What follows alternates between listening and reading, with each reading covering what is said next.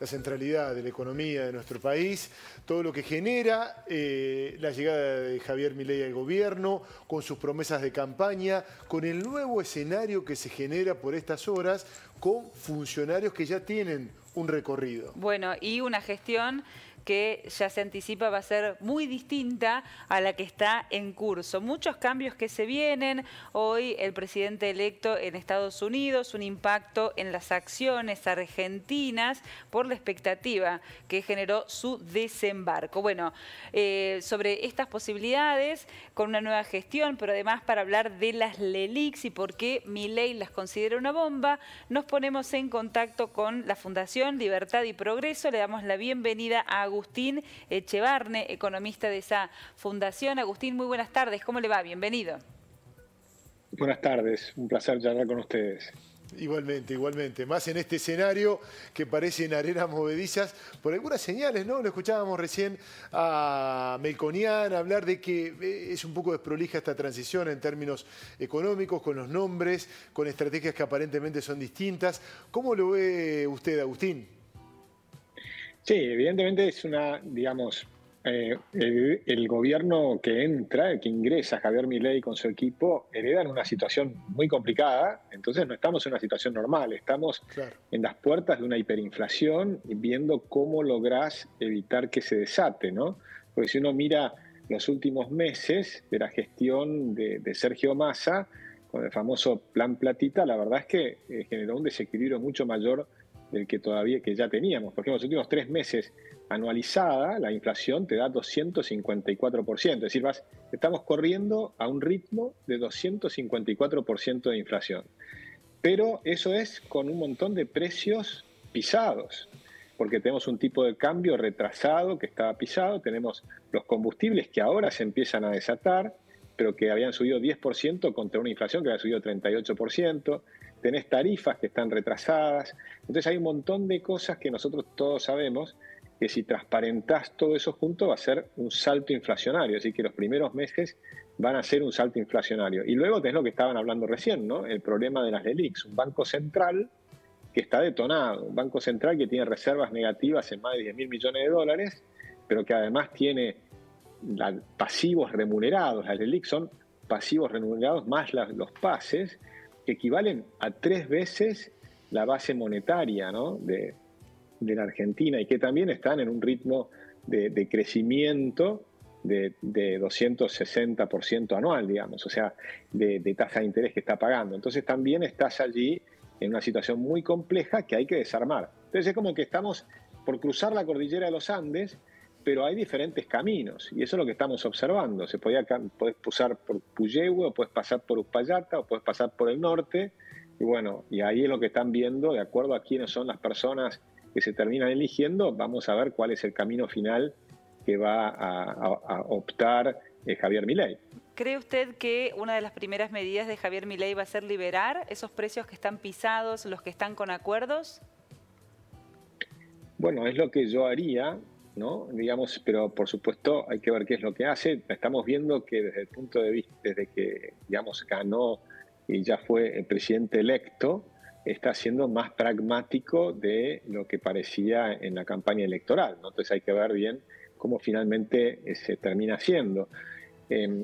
Yo lo que tengo en mis estudios, demás, lo que hemos visto, es que cuando haces un programa de shock, el costo social termina siendo menor que cuando haces programas graduales.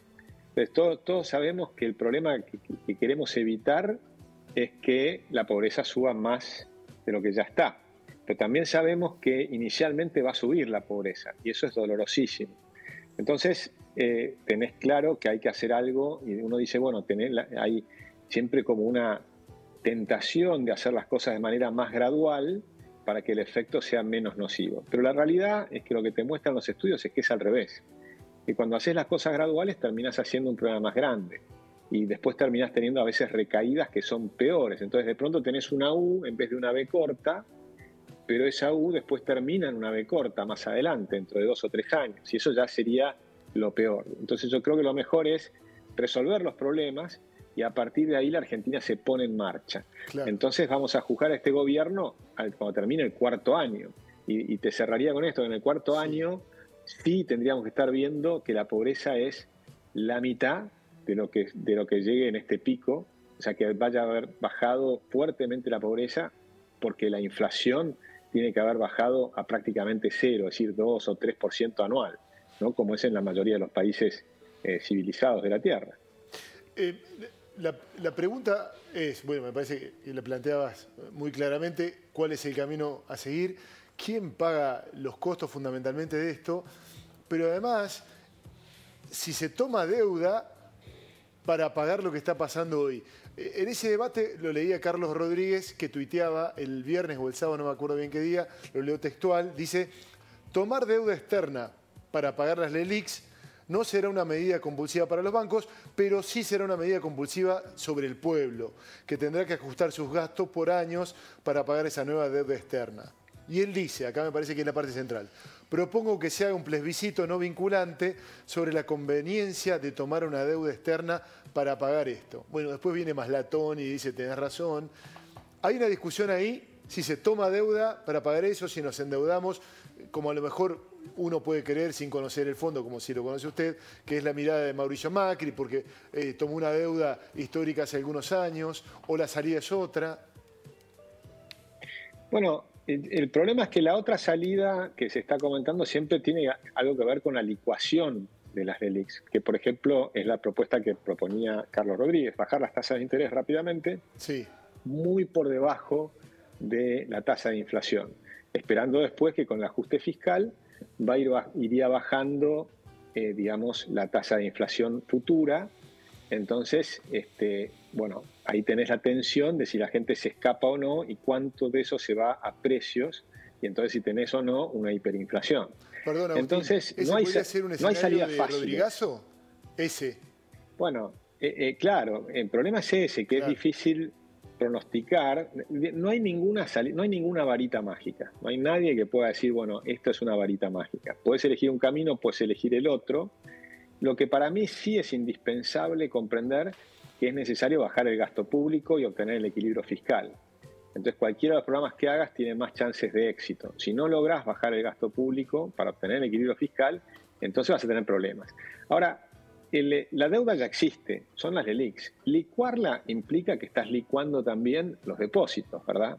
O sea, que van a bajar también las tasas de interés que pagan a los depositantes. Entonces, si licuás a los depositantes, también alguien está pagando el pato. Alguien paga este problema, porque este problema lo generó el gobierno que sale, pero lo pagan los argentinos. No lo paga el gobierno, lo pagan los argentinos. Entonces, ahí el problema es ese. Entonces, yo creo que lo más importante realmente lo más importante es que esto esté acompañado por reformas estructurales que pongan en marcha la economía. Nosotros tenemos que lograr que la economía argentina crezca en trabajos privados. Deberíamos estar creando 3 millones de empleos privados en los próximos 3 o 4 años. Y esa es la verdadera salida de la Argentina, hacer crecer la torta. Y eso requiere una cantidad de reformas estructurales, más allá de resolver el problema del Banco Central, que hay que resolverlo, por supuesto, pero más allá de eso hay que hacer un programa muy grande de desregulación para permitir que haya un montón de pymes que salgan a contratar una persona más. Nosotros tenemos 600.000 pymes y cada uno saldría a contratar una persona más. Bueno, aumentaría 600.000 personas el empleo privado, pero además necesitas que vengan inversiones nuevas, inversiones de argentinos e inversiones de gente de afuera. Cosa que empieza a ver, y es interesante, yo empiezo a observar en los diarios internacionales, en los comentarios, en Twitter, en todos lados, hoy el mundo está mirando a la Argentina. Antes no miraban a la Argentina, hoy nos están mirando. Hay como una expectativa de un nuevo gobierno que realmente va a ser un cambio muy grande, por lo menos lo que viene, por todo lo que dijo en la campaña electoral. Gana un presidente con 11 puntos arriba de Massa, pero que además dijo en la campaña todo lo que va a hacer, y lo dijo sin ocultar nada, es decir, sin ocultar que va a ser difícil, que va a ser duro, vamos a tener 2 trimestres muy complicados al inicio, y eso está generando una expectativa positiva, desde gente como Elon Musk, que son de los más ricos del mundo y más visionarios del mundo, hasta argentinos como Galperín, que ya dicen, bueno, si volvemos a Argentina va a venir probablemente Amazon y vamos a competir con Amazon como compite con Amazon en todo el resto de los países. Lo raro es que Amazon no esté en Argentina. ¿no? Es decir, nosotros tenemos que lograr abrir la economía a las inversiones que vengan de afuera, porque eso es lo que genera nuevo empleo. Javier Milei le prometió al electorado que ese costo lo va a pagar la clase política. ¿Es ese el escenario que se va a dar o con las medidas que se anticipan lo va a terminar pagando el pueblo? Digamos, el costo es doloroso para todos. Por supuesto, ya en la primera medida de gobierno que hace Javier Milei es una medida muy clara que va a reducir a 8 los ministerios. Es decir, que empieza un recorte, ¿no? Desde el Estado, de arriba para abajo, promete una gran austeridad y esa austeridad la tiene que, por supuesto, pagar el costo, lo que llaman la clase política, pero obviamente los ajustes de precios relativos, eso le va a pegar también al bolsillo de los argentinos, ¿no? También hay que entender que hay muchas disparidades y hay muchas cosas que no tienen sentido, porque uno, por ejemplo, mira las tarifas del transporte en la ciudad de Buenos Aires y vos decís, bueno, pero ¿qué pasa si los porteños empezamos a pagar lo mismo de lo que pagan los cordobeses, los que pagan los marplatenses o en Santa Fe? Es decir, ¿por qué los porteños están subsidiados? Y yo soy porteño, ¿no? Pero lo digo, ¿por qué estamos subsidiados? Entonces ahí tenés un problema. Por supuesto, en el momento en que te recorten ese subsidio, es un golpe, no hay duda. Entonces tenés un tema. Después tenés que decir también, bueno, pero hay gente que tal vez no lo puede pagar. Bueno, hay que considerar, por supuesto, esos temas. Tal vez habría que poner un boleto para los que vienen de lugares más lejanos, que tienen un tránsito más lejano y por lo tanto es mucho más caro, como puede ser desde La Matanza, los que vienen del conurbano bonaerense y que tengan una tarifa especial. Es decir, hay que hacer toda una estrategia para lograr pasar estos trimestres que van a ser complicados. Ahora, lo que yo tengo es una gran esperanza que después de este año, que va a ser muy difícil, el próximo, que tengamos 3 años de crecimiento económico sólido y un camino abierto para que los siguientes gobiernos sigan creciendo a tasas de 6 o 7% anual. Y yo tengo esa esperanza porque los países que han hecho las reformas que propone Javier Milei, en las que está mirando, en las que se inspira Javier Milei, son países que cuando hicieron las reformas después empiezan a crecer al 6 o 7% anual por décadas. ¿Cómo cuáles, y esa es la salida de la Argentina. ¿Cómo cuáles, Agustín? ¿Cómo cuáles? Bueno, por ejemplo, Irlanda era más pobre que Argentina hace 40 años y hoy es más rica que Estados Unidos. Entonces son países que te muestran casos. Nosotros tratamos de hacer, yo a mis alumnos en la facultad les digo, miren, tenemos un gráfico que es lindísimo, que lo hizo Hans Rosling, un sueco, Médicos Sin Frontera. Lo tenés todos los países del mundo, todos los datos de los últimos, son 200.000 datos, ¿no? Pues son todos los datos de 1800 para acá, de 200 países. Entonces vos ves que Argentina, hace 100 años atrás, estaba entre los primeros 7 o 8 países. Y después ves un montón de países que nos empiezan a pasar. Entonces yo les digo, tomen cualquiera de los países que nos pasan rápido y analicen por qué estaban retrasados y en un punto empiezan a crecer rápido. Entonces me tienen que responder qué pasó ahí. Estudien qué pasó ahí. Y entonces en todos los cuatrimestres tenés cantidad de gente que empieza a estudiar, ¿viste? ¿Qué pasó en los países que hicieron las transformaciones? Y en todos los casos son países que adoptaron la idea de la libertad. Entonces vas a tener los países del sudeste asiático, vas a tener Sur Corea, Taiwán, Hong Kong, Singapur, que nos pasaron el trapo. Vas a tener Japón, que después de la invasión de Estados Unidos hace transformaciones muy grandes. Vas a tener, lo que decía el caso de Irlanda, Nueva Zelanda, otro caso con Ruth Richardson en la década del 90, hace las transformaciones. Y es un tema interesante, porque Ruth Richardson, por ejemplo, hace las transformaciones, genera un cambio enorme en ese país. El país pasa a ser uno de los más ricos del mundo también, y nunca más la reeligieron a Ruth Richardson. La gente se acuerda que los primeros años son duros, pero tenés un resultado de largo plazo que sobre todo lo van a disfrutar nuestros hijos. Y yo estoy más que dispuesto, ¿no?, a plantar un roble que lo van a disfrutar la generación próxima. Y creo que ese tiene que ser el espíritu que tenemos que tener los argentinos. Agustín, como siempre, gracias por tu tiempo. Muchas gracias a ustedes. Un gran abrazo. Gracias, muy amable.